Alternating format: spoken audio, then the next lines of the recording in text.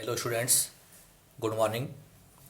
आज हम mean deviation में अगला भाग कंटिन्यूअस एंड डिस्क्रीट सीरीज पढ़ना चाहते हैं और शॉर्टकट मेथड में हम किस प्रकार से मीन डेविएशन ज्ञात करें, अर्थात माध्य विचलन की गणना लघु रीति से एक खंडित श्रेणी और एक अखंडित या सतत श्रेणी में किस प्रकार से की जाए, ये हमें आज इसी तरीके से समझना है। मेरे पिछले लेक्चर नंबर 6 में आपको माध्य विचलन से संबंधित विभिन्न सूत्र जो इंडिविजुअल सीरीज, डिस्क्रीट सीरीज और कंटिन्यूस सीरीज में से संबंधित थे वो आपको मैंने समझाए। और पिछले लेक्चर में हम इंडिविजुअल सीरीज में मध्य से, समांतर माध्य से और बहुलक से माध्य विचलन व उसका गुणांक कैसे ज्ञात करें, यह आपने अच्छी तरीके से समझा था। आपको अगर पुनः समझना है तो मेरा लेक्चर नंबर 6 आप mean deviation in individual series by shortcut method से आप पुनः समझ सकते हैं। आज का लेक्चर है वो हमारा डिस्क्रीट एंड कंटिन्यूस सीरीज का है। तो विद्यार्थियों, जब भी आप कोई सवाल सोल्व करें तो पहले हमारे उनके सूत्र दिमाग में आने जरूरी हैं, जो इस प्रकार से हैं। हमारे मीन डेविएशन के फॉर्मूले जो शॉर्टकट मेथड के हैं डिस्क्रीट और कंटिन्यूस सीरीज के, वो इस प्रकार से हैं। Mean deviation from median sigma f x a minus sigma f x b minus कोष्टक में n a minus n b into m और डिवाइड बाई एन। और अगर हम mean deviation from arithmetic mean याद करें तो सूत्र सेम ही हमारा मल्टीप्लाई एक्स बार से हो जाएगा। और मीन डेविएशन फ्रॉम मोड याद करें तो फॉर्मूला हमारा सेम है, मल्टीप्लाई जेड से हो जाएगा, डिवाइड बाई एन करेंगे। स्टूडेंट्स, आपको ध्यान इतना रखना है कि यहाँ पर मैंने जो एफ एक्स ए और बी यूज़ किया है, यहाँ ए मीन्स है संबंधित माध्य से अबव एफ एक्स का योग और बी मीन्स है संबंधित माध्य से बिलो एफ एक्स का योग। यहाँ एन ए वाला है संबंधित माध्य से अबव फ्रीक्वेंसी और एन बी मीन्स संबंधित माध्य से बिलो फ्रीक्वेंसी, और हमने मल्टीप्लाई संबंधित माध्य से किया है।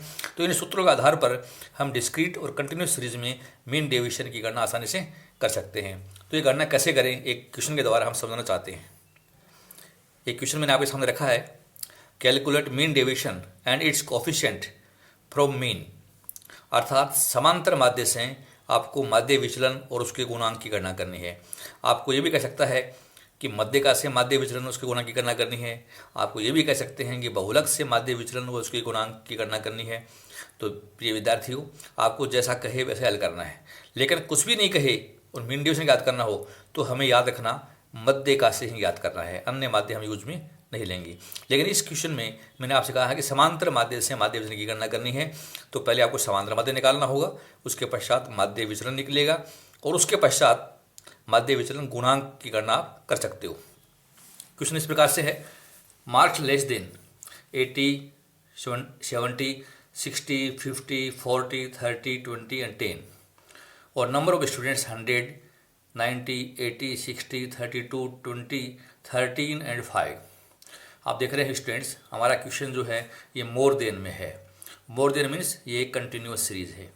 और आप ये भी देख रहे हैं कि ये हमारे डिसेंडिंग ऑर्डर में क्वेश्चन है, अर्थात घटते क्रम में। तो आप हमारे सवाल को घटते क्रम में भी सोल्व कर सकते हैं, बढ़ते क्रम में सोल्व कर सकते हैं। लेकिन मीन डेविएशन से संबंधित क्वेश्चंस में मेरी सलाह ये है कि आप असेंडिंग ऑर्डर में ही सवाल को सोल्व कीजिए।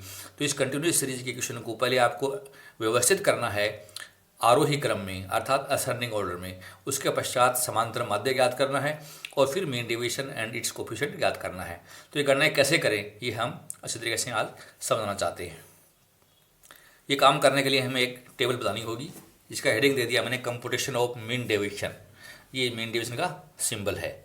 हमें मार्क्स लिखने हैं जो क्वेश्चन में दे रखे हैं, हमें फ्रीक्वेंसी निकालनी है, हमें मिड वैल्यू चाहिए जिसको हम एक्स कहेंगे, और हमें एफ एक्स निकालना है जिससे हम समांतर माध्य की गणना कर सकें। उसके बाद की गणनाएं हम आगे कंटिन्यू पढ़ते रहेंगे। तो मार्क्स की बात करें तो आरोही क्रम में हमारा क्वेश्चन है और हमें लिखा है मार्क्स लेस देन 10, अर्थात 10 से कम है। तो 10 से कम तो है, आप आगे देखिए अंतर इसमें 10 का है, यहाँ भी 10 का है, यहाँ भी 10 का है, तो 10-10 का डिफरेंशिएज है। तो 10 से कम भी पीछे जाइए तो हम 0 पे आ जाएंगे। तो पहला हमारा ग्रुप बनेगा 0 से 10, ये हमारा पहला वर्ग बनेगा। हम असेंडिंग ऑर्डर में लेंगे तो 10 से 20, 20 से 30, 30 से 40, 40 से 50, 50 से 60, 60 से 70 और 70 से 80। कारण क्यों लेस देन 80 है तो 80 तक हमें बढ़ना है। तो ये तो हमारे मार्क्स हो गए equal to classes, according to classes. अब हमें चाहिए हमारी फ्रीक्वेंसीज। हमें कहता है कि 10 से कम फ्रीक्वेंसी हमारी 5 है, तो 10 से कम का पहला वर्ग है, तो ये पहली फ्रीक्वेंसी हमारी 5। 20 से कम में 13 है, तो 20 से कम में दोनों वर्ग आएंगे, दोनों में 13 है, 5 आपने लिख दी तो ये 8 आएगी, तो ये फ्रीक्वेंसी हो गई 8। 30 से कम 20 है, 30 से कम में ये वर्ग भी है, ये भी है, ये भी है, इन तीनों में 20 आएंगी, तो आपने 5 और 8 13 तो लिख ही दी हैं, तो बची हुई 7 यहाँ आ जाएंगी, तो ये फ्रीक्वेंसी हो गई 7। 40 से कम 32 है, अर्थात पहला वर्ग, दूसरा, तीसरा, चौथा, इन चारों में 32 आने चाहिए। हमने विद्यार्थियों 8 5 13 20 लिख दी हैं, तो बची हुई 12 फ्रीक्वेंसी यहाँ आ जाएंगी। 50 से कम 60 है, अर्थात 1 2 3 4 5 इस सभी वर्गों में 500 में 60 आने चाहिए, और अभी तक हमने 32 लिख दी हैं, तो ये बची हुई फ्रीक्वेंसी हमारी जो है वो 28 है, जो इस वर्ग में आ जाएंगी। अगला वर्ग हमारा 60 से कम 80 है, तो यहाँ तक फ्रीक्वेंसी 80 आ जानी चाहिए, और हम अब तक 60 लिख चुके हैं, तो ये बची हुई फ्रीक्वेंसी 20 हमारी यहाँ आ जाएंगी। हमारा 70 से कम फ्रीक्वेंसी 90 है, अर्थात यहाँ तक सभी का योग 90 आना चाहिए, और अब तक आप 80 लिख चुके हैं, तो ये 10 आ जाएंगी। और 80 से कम 100 हैं, तो यहाँ तक फ्रीक्वेंसी का योग 100 आता है, आप विद्यार्थियों 90 लिख चुके हैं, तो ये 10 आएंगी। तो हमारी फ्रीक्वेंसी हो जाएंगी, पहली 5, फिर 8, फिर 7, फिर 12, फिर 28, फिर 20, फिर 10 और फिर 10। और आप इनका योग भी करके देख लीजिए, इनका योग उतना ही आएगा जितना कि आपका मैक्सिमम फ्रीक्वेंसी दिखा रखी है, तो n इक्वल टू 100। अब हमें मिड वैल्यू निकालनी है। ये जो ग्रुप है इनकी सबकी मिड वैल्यू, अर्थात ये लोअर लिमिट है या अपर लिमिट है, दोनों को जोड़िए, 2 का भाग दे लीजिए, तो 0 + 10 डिवाइड बाई 2, तो ये मिड वैल्यू आई 5। ये काम यहाँ करना है, तो ये आई 15, 25, 35, 45, 55, 65 और 75। तो इस तरीके से हमने मिड वैल्यू निकाल ली। अब हमें समांतरवादी निकालना है, तो ये x है और ये f है। डायरेक्ट मेथड से आप समांतरवादी निकाल के दिखा सकते हैं, तो आप गुणा कर लीजिए इनको आपस में। 5 × 5 25, 15 × 8 120, 25 × 7 175, 35 × 12 420,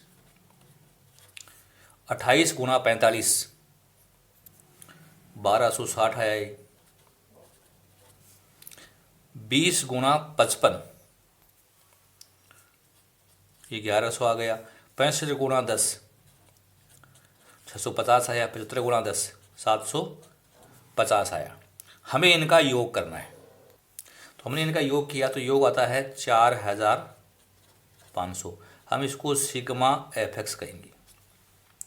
अब स्टूडेंट्स हमें समांतर बाध्य की गणना करनी है, तो मैं यहाँ लिख रहा हूँ x बार इक्वल टू सिग्मा fx बटे n। तो सिग्मा fx हमने ज्ञात किया है वो 4500 है, n आवर्तियों का योग है वो 100 है, तो ये आया 45। हमारा समांतर माध्य 45 आ चुका है। अब हमें समांतर माध्य 45 है, तो मिड वैल्यू देखिए आप, 45 यहाँ है, तो इससे बड़े fx ये है, इससे बड़े fx ये है। 55, 65, 75 वाले ये fx बड़े हैं, ये 45 के बराबरी है, और ये fx आप देख रहे हैं ये समांतर माध्य से छोटे fx है। तो हम यहाँ लिखेंगे sigma fx b below sigma fx a, a means above. इसी प्रकार से हमें फ्रीक्वेंसी छांट लेनी है। हमारा समांतर माध्य 45 आया था, तो ये तो इक्वल में है, तो ये आप योग कर लीजिए। इट इज़ आवर NA, इनका योग NA कहलाएगा, NA बराबर। और 45 के बराबर 45 की संख्या छोड़ दीजिए आप, ये तो यहाँ से यहाँ तक की संख्याएं हैं, यहाँ से यहाँ तक की 5, 8, 7 और 12, ये कहलाएगी हमारी NB। तो हमें ये योग करने हैं, तो सिग्मा fx भी हमारी आई 740, अर्थात 25 + 120 + 175 + 420। अब ये छोड़ दीजिए आप, ये हम यूज़ नहीं करेंगे, ध्यान रखना। अब इसके नीचे वाले योग कर लीजिए, 1100, 650 और 750। तो ये योग मैंने किया 11 और 6 17, 18 और 7 25, हमारा योग आता है 2500। अब हमें एन ए और एन बी का योग करना है। तो एन ए है, आप देखिए 20, 10 और 10, तो ये 40 हो गई। तो ये एन ए हमारी है 40, और N B below, frequency below the arithmetic mean, 5 और 8 13, 13 और 7 20, 20 और ये 10 32, ये हमारी 32 है। तो ये हम आवश्यक गणनाएं हम कर चुके हैं। अब हमें इसका सूत्र लिखकर हल करके दिखाना है। Mean deviation from x bar का फॉर्मूला है sigma f x a minus sigma f x b minus कोष्टक में n a minus n b x bar और मल्टीप्लाई करना है इसमें, और एक्स बार से और डिवाइड बाई एन। तो विद्यार्थियों आप वैल्यू पुट कर दीजिए। Mean deviation from x bar equal to sigma f x a है हमारी 2500, सिग्मा एफ एक्स बी है 740, एन ए है 40, एन बी है 32, एक्स बार हमने याद किया है 45 और डिवाइड बाई एन है फ्रीक्वेंसियों का योग, ये है 100। तो mean deviation from x bar equal to, आप हल करके दिखाइए। तो 2500 में से गए 740, तो ये बच गए 1760, 40 में से गए 32, तो बच गए 8, और 8 को गुणा किया हमने 45 से, तो 45 गुणा 8 किया हमने, तो संख्या आती है 360, तो ये माइनस की हो गई 360, 1760 माइनस 360 और डिवाइड बाई 100, हल कर लीजिए। 1760 में 360 घटा दिया हमने, तो ये बच गए 1400 divide by 100 equal to 14। Dear student, coefficient of mean deviation from x bar का फॉर्मूला है mean deviation x bar divide by x bar, और हम जब इसमें वैल्यू पुट करें तो हमारा mean deviation from x bar हमने ज्ञात किया 14 डिवाइड बाई एक्स बार, और एक्स बार हमने ज्ञात किया था वो 45, तो भाग देने पर हमारा coefficient of mean deviation from x bar equal to आता है 0.311। इस तरीके से हम एक कंटिन्यूस सीरीज में मीन डेविएशन और उसके कोफिशिएंट की गणना शॉर्टकट मेथड से बहुत इजी वे में करके हम दिखा सकते हैं। तो आपको ये वीडियो पसंद आया होगा। अगर आपको पसंद आया है तो मेरा लेक्चर आप लाइक कीजिए, अपने मित्रों में इसको आप अधिक से अधिक शेयर कीजिए, और मेरे चैनल को आप सब्सक्राइब कीजिए।